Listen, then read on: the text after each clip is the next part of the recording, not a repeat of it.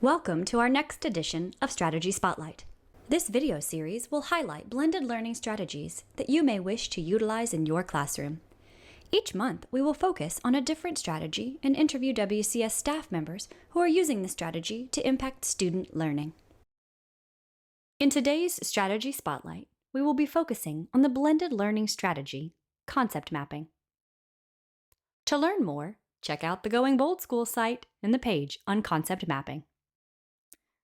Today, we will be featuring Caitlin Metter, who teaches at Brentwood Middle School. Join us as Caitlin shares her experiences using concept mapping in her classroom.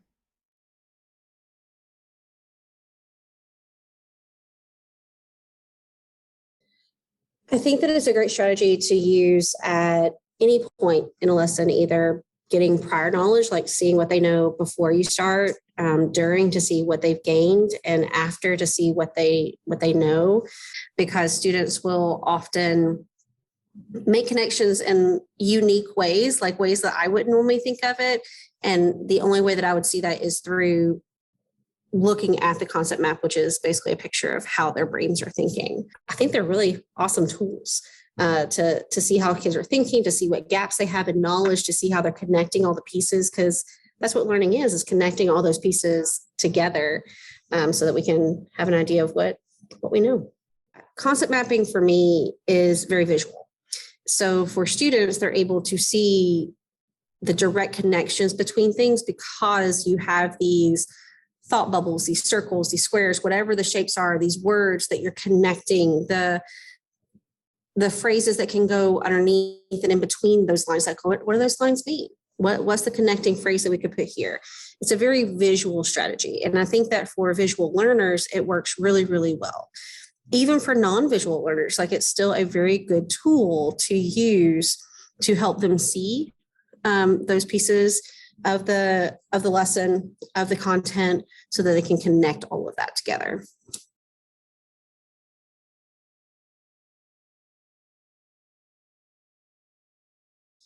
I think it depends on what I want the students to get out of the concept map. I've done completely guided concept maps where they have the bubbles that we're filling in, like as we're starting to learn what a concept map is, because some students don't know what a concept map is. And they need to be taught that. Or it could be as simple as I give them a topic.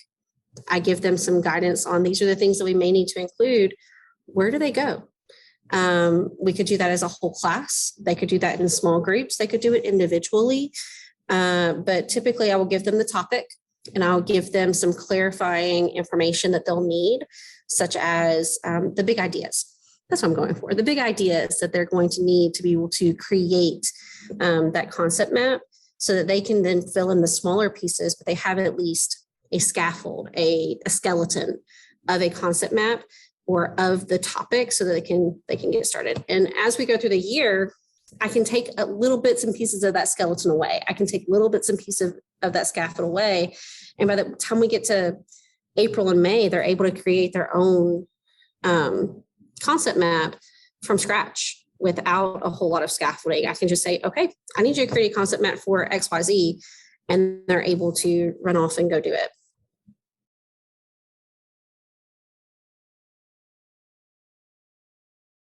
Technology allows students to be creative.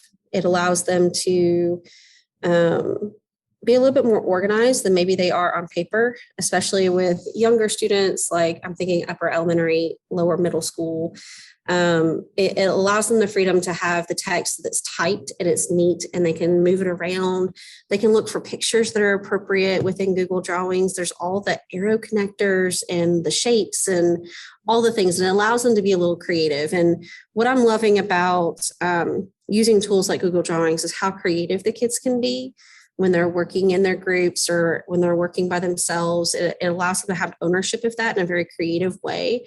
It can also be a time saver because students can take a lot of time to do it by hand, and not everyone is artistic or neat or organized on paper. And technology takes away that barrier to where you still have a good product and they're still able to get the point across of the concept that they're trying to illustrate for you without that barrier of the handwriting or the stuff being on paper.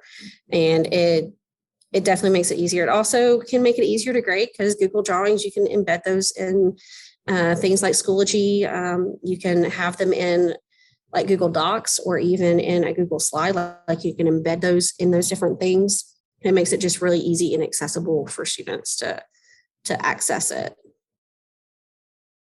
Google Drawings is the WCS featured tool to support your use of the concept mapping instructional strategy. Google Drawings is available for all WCS teachers and integrates with our learning management system, Schoology. To learn more, go to the Going Bold School site and check out the page called Concept Mapping.